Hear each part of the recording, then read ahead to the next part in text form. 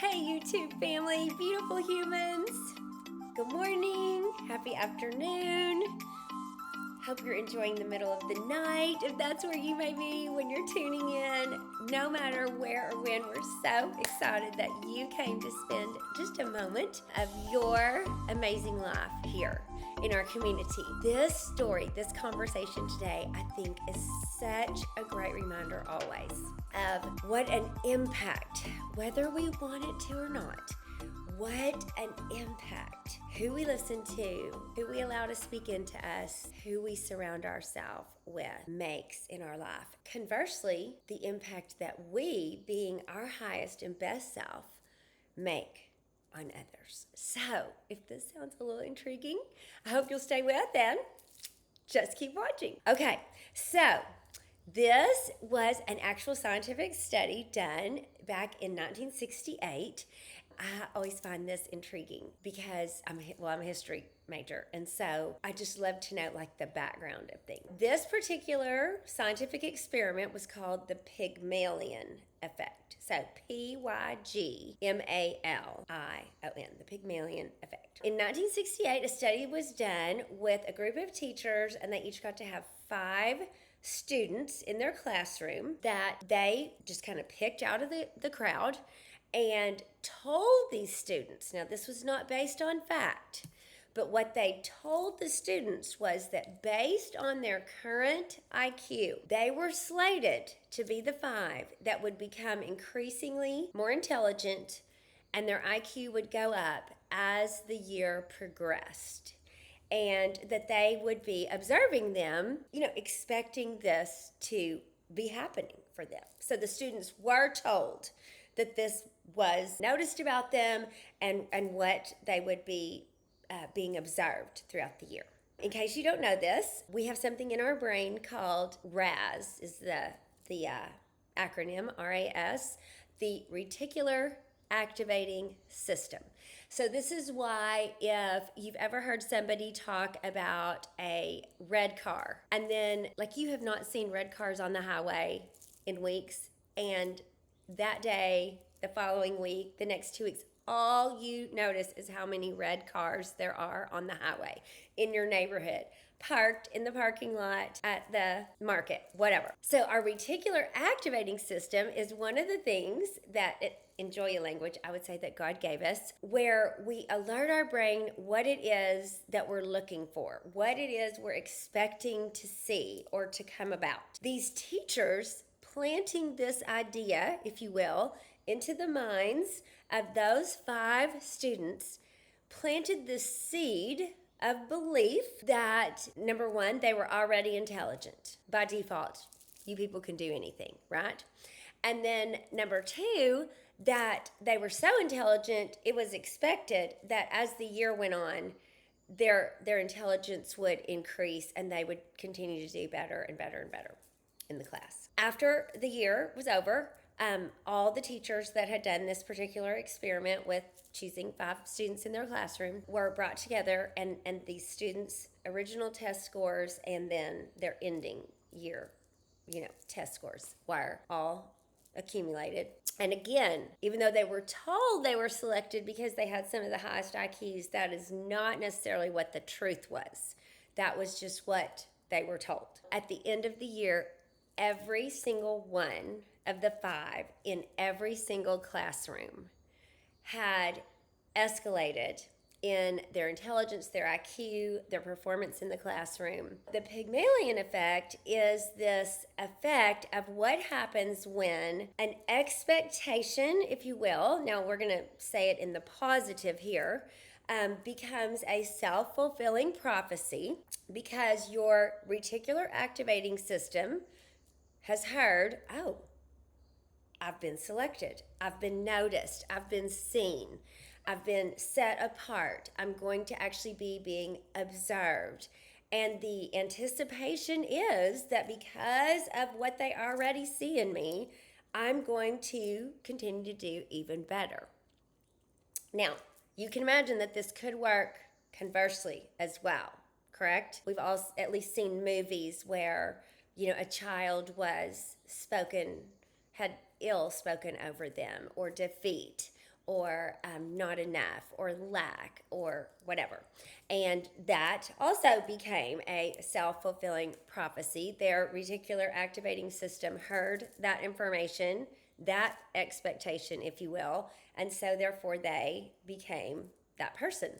What just came to my mind is a story of my personal life, and I really wasn't planning on sharing this, but especially because it's fall time, all the bear months.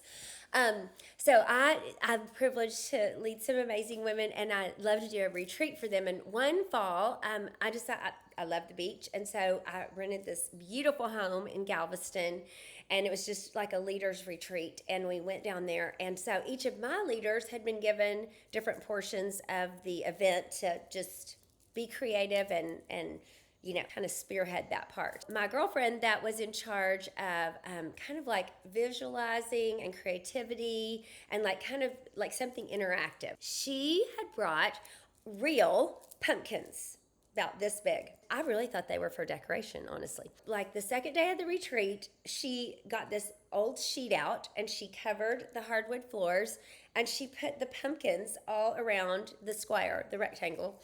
And she asked us to each go sit in front of one of the pumpkins. We did.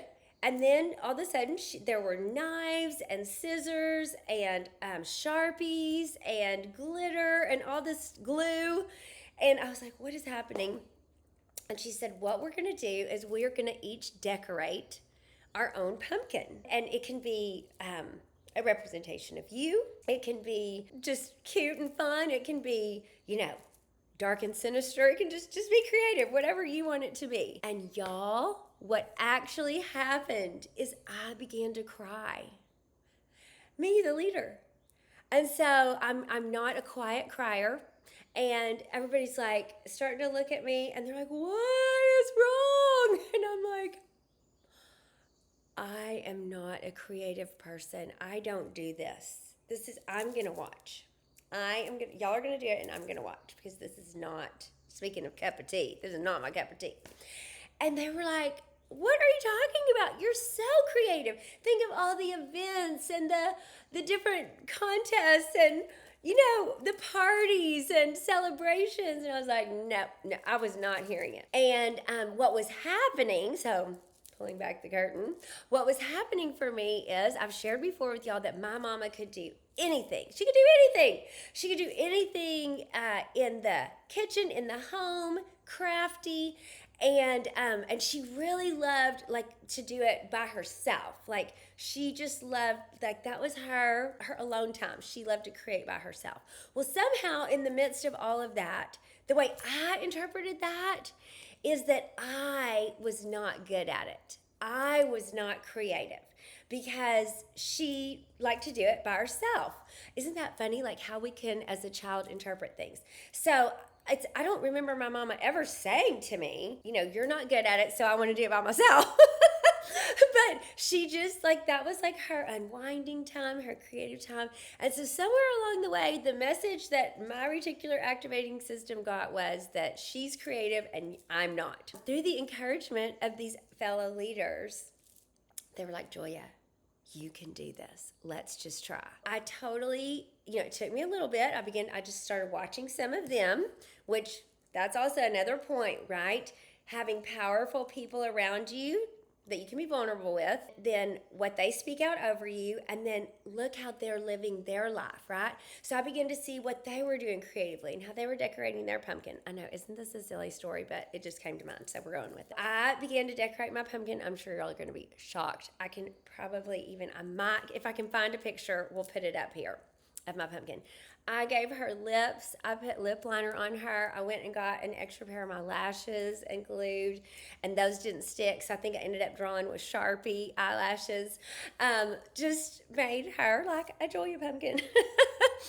And it was so significant to me because I did not realize, and y'all, honestly, this was maybe 7 or 8 years ago, so it was not that long ago.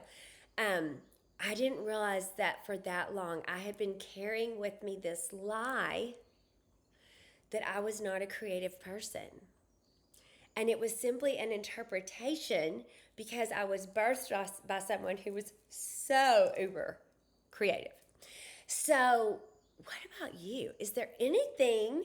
So for me, like that was in the not good, right? Until it came out. And then it came out when I was with these because I really strive to have powerful, positive, growth minded women around me, strong and stronger than me, right? That's who you want. If you're the biggest fish in your pond, time to get into a bigger pond, baby, right? And it's time to get on the grow. And so, like I said, that created this Pygmalion effect for me, and it unleashed. I don't even know if we would have a YouTube channel right now that we're building. I don't know. I began to write. I wrote a devotional last February that y'all see on this channel this February, a Valentine's devotional, 14 Days of Love. I began to draw. I began to just do some things that, again, I had believed based on a lie or a misinterpretation. It was not even true, but my reticular activating system didn't know it wasn't true. So it acted on the information I gave it that I believed. Oh my gosh, y'all, do you see the layers and levels of how important this is? So just like those students, who are you surrounding yourself with? What do they see in you? Who are you allowing to speak into your life and speak over you? Are they speaking the best, seeing the best? Are they calling you higher? We each have a comfort zone, and I'm not saying we have to leave it, but are you willing, are they speaking out over you to at least enlarge your comfort zone and grow it further so that you can move more freely about the planet in a larger comfort zone, experiencing beautiful, amazing, brilliant you in new and magical ways? How could we use the Pygmalion effect this week to enhance and enrich and expand our life as well as every life we touch? I'm dying to hear what you think about this. Have you heard about the reticular activating system? Have you heard of the Pygmalion effect? And how can we be those women and guys, if you're a guy watching, that pours and speaks life? The scripture talks about the power of life and death is in our tongue. And we've talked before about abracadabra. What I speak, I create. So we want to make sure that our words are creating the life that we're longing to live, because it is truly within our grasp. Oh my word. This is where I wish we were all sitting in my living room, piled up on the couch together in our PJs, and we could just go back and forth, and I could hear what your beautiful, brilliant minds think. Please leave your comments below. Let me know what thoughts you're thinking, what reveals you've had, and let's keep getting better together. I totally love you guys. Thanks a million for tuning in. As always, share, subscribe, do the thing. Thanks a million, you guys. Have a great one. See you next time.